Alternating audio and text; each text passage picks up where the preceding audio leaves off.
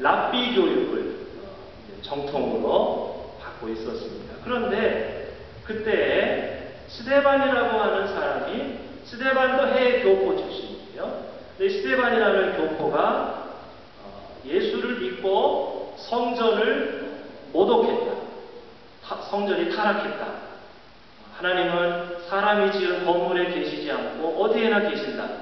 이런 이야기를 들었습니다. 그래서 사울은 화가 나서 다른 유대인들과 함께 돌을 던져서 스데반을 죽였습니다.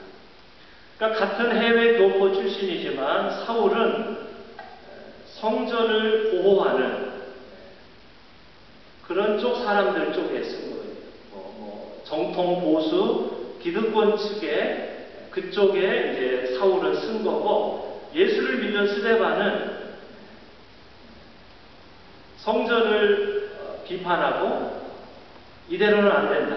부패한 성전을 바꿔야 된다.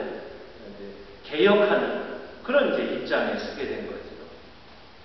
젊은 시절에 사울은 율법과 성전과 유대교에 충성을 다했습니다. 그래서 그는 성전에서 아주 인정받았고 장래가 촉망되는, 출세가 보장되는 그런 사람이었습니다.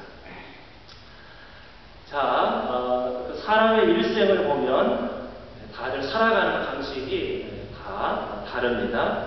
무엇이 옳고 그르냐를 떠나서 사람의 일생은 다 저마다 다릅니다. 굴곡이 없이 한평생 똑같은 길을 걸어가는 사람이 있는가 하면 어떤 계기로 인해서 인생의 방향이 확 바뀌게 되는 그런 사람도 있고, 한평생 어떤 쪽에 서서 한평생 일관되게 그쪽으로 한평생 길을 걸어가는 사람이 있는가 하면 이쪽에 섰다가 나름대로 어떤 깨달은 바가 있어서 이쪽으로 저쪽으로 확 인생을 바꾼 그런 사람도 있죠. 젊은 시절에 아주 방탕하고 타락하게 산 사람이 예수님을 믿고 나이가 들어서 철들어서 아주 도덕적으로 아주 바르게 산 사람이 있는 그런 사람들이 있죠. 그러나 또 반대로 또 엉뚱하게도 젊은 시절에는 공부도 열심히 하고 아주 사람이 성실하고 착하고 바르게 자랐는데 어떻게 나이가 들면서 점점 타락해서 이렇게 깨끗하지 못하게 사는 사람도 있죠. 또 젊은 시절에는 아주 정의롭게 살고 약자 편에서 살던 사람이 나이가 들어서는 소위 변질을 해서 권력을 얻고 돈과 권력을 추구하는 그런 사람들도 있습니다. 처음부터 끝까지 일관되게 강자편에서 권력을 추구하고 늘 양지만을 쫓아다니며 사는 그런 사람들도 또 그런 사람도 있고, 하여튼 사람마다 살아가는 방식은 다양하죠. 젊은 시절에는 약자편에 섰다가 나이가 들어서는 현실과 타협하며 강자편에 서는 사람들은 많습니다. 그런 사람들은 참 많습니다. 그러나 반대로 젊은 시절에는 내가 편하게 강자편에 살다가 나이가 들어서 오히려 자기의 그 기득권을 버리고 약자편에 쓴 사람, 그런 사람은 거의 찾아보기가 힘들죠. 대부분은 젊은 시절에는 아주 의욕심이 있고 정의롭게 살고 아주 그러다가도 사람이 나이가 들면 어쩔 수 없이 먹고 살아야 되고 그러다 보면 현실과 타협하게 되고, 젊은 시절에는 정의롭게 살다가도 나이 들어서는 적당히 타협하면서 살아가는 건 그게 보통 우리들의 살아가는 방식이지요. 근데 반대로 젊은 시절에는 불의하게 살다가 나이 들어서 정의롭게 산다. 이런 경우는 사실은 거의 찾아보기가 힘들지요. 근데 오늘 말씀은 놀랍게도 사울은 젊은 시절에는 아주 잘 나가고 아주 강자편에 출세하고 아주 많은 것을 가지면서 살다가 오히려 나이가 들어서 예수님을 만난 후에는 삶의 방향을 확 바꾸어서 오히려 약자 편에 방향을 바꾸었습니다. 이것을 가리켜 소명이다, 소명받았다라고 표현할 수도 있고 전향했다라고 표현할 수 있습니다. 전향, 한자로 전향이라는 말은 이쪽 길에서 저쪽 길로 삶의 길을, 방향을 바꾸었다. 그런 뜻입니다. 이름도 예수님 만나기 전에는 내가 유대인이라는 걸 자랑스러워해서 사울이라고 불렀는데 예수님을 만난 후에는 옛날 이름을 버리고 헬라어 이름, 히브리어 사울을 버리고 헬라어 이름인 바울로 자기 이름을 바꾸었습니다. 이름을 바꾸었다는 말은 나는 이제 옛날 사고방식, 옛날 방식으로 살지 않고 나는 이제 변화받아서 새로운 사람으로 살겠다 하는 것을 가리키죠. 그럼 이제 새로운 사람이 되었습니다. 이 바울의 전향을 보통 회심했다, 개종했다 그런 말을 교회에서 많이 쓰는데 사실은 정확한 말이 아닙니다.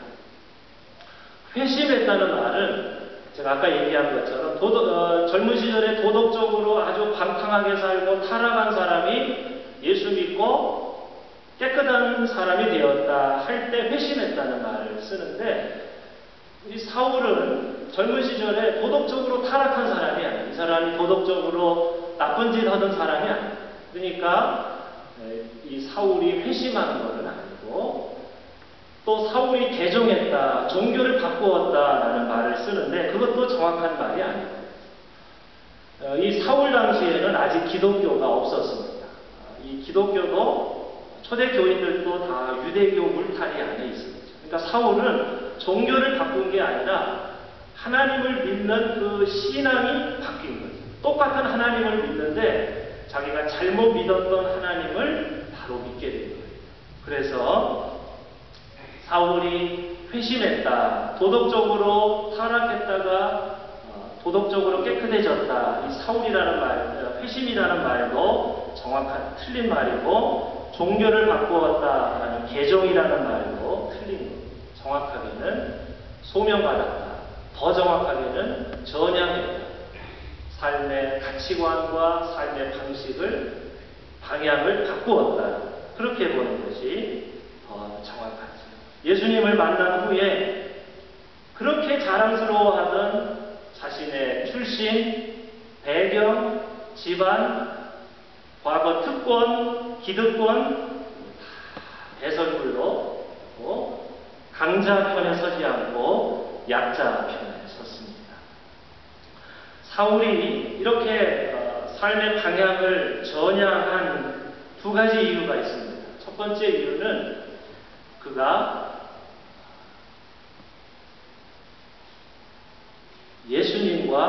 예수님을 믿는 초대 교인들을 만났기 때문입니다. 한마디로 말하면 좋은 사람들을 그가 만났기 때문입니다. 참 만남이 중요합니다. 나쁜 사람 만나면 나도 나쁜 사람 되고 좋은 사람 만나면 나도 좋은 사람 되죠. 사울은 세 명의 사람들을 만났는데 스데반, 영적으로 예수님을 만났고 그 다음에 많은 초대 교인들을 만났습니다. 스데반이 성전을 비판했다는 이유로 죽임당했을 때 사울이 그 자리에 있었습니다. 스데반의 죽음이 사울에게 무언가 큰 영향을 미쳤을 것입니다. 그리고 사울은 결정적으로 예수님을 만났습니다. 사도행전을 보면 예수님을 만났다는 장면이 3번 나옵니다. 근데 이제 그 3번을 비교해보면 예수님을 만난 그 장면이 조금씩 달라요. 그래서 학자들은 이 사도행전은 바울이 쓴 게 아니고 바울이 죽은 후에 바울의 제자인 누가가 썼기 때문에 이게 바울이 스스로 쓴 게 아니기 때문에 정확하지 않을 수 있다고 생각을 합니다. 그러면 바울은 자기가 예수님 만난 것을 어떻게 표현했느냐? 바울이 쓴 바울의 편지, 갈라디아서나 오늘 우리가 읽은 빌립보서 말씀을 보면 바울은 자신의 편지에서 사도행전과 같이 우리가 잘 아는 다메섹으로 예수 믿는 사람들을 붙잡으러 말 타고 가다가 갑자기 하늘에서 환한 빛이 보여서 말에서 굴러 떨어졌다. 그래서 갑자기 눈이 멀었다. 그래서 예수님이 사울아 사울아 내가 와 나를 핍박하느냐. 그렇죠? 예수님과 초대교인들을 예수님이 자신과 동일시했습니다. 이런 장면은 바울의 편지에서 이런 얘기는 한 번도 하지 않고 아주 간단하게 부활하신 예수님이 나에게 나타나셨다. 그렇게만 간단히 표현합니다. 이 나타나셨다라는 말이 헬라어로 아포칼리포라는 뜻인데 이 말이 무슨 뜻이냐? 사도행전 누가가 쓴 표현처럼 말 타고 가다가 갑자기 환한 빛으로 환상적으로 예수님이 나타났다는 뜻일 수도 있고 또 다른 뜻으로는 그냥 주님께서 말씀으로 내 마음속에 말씀으로 나에게 깨우침을 주셨다. 말씀으로 나에게 나타나셨다. 그런 뜻이 될 수도 있습니다.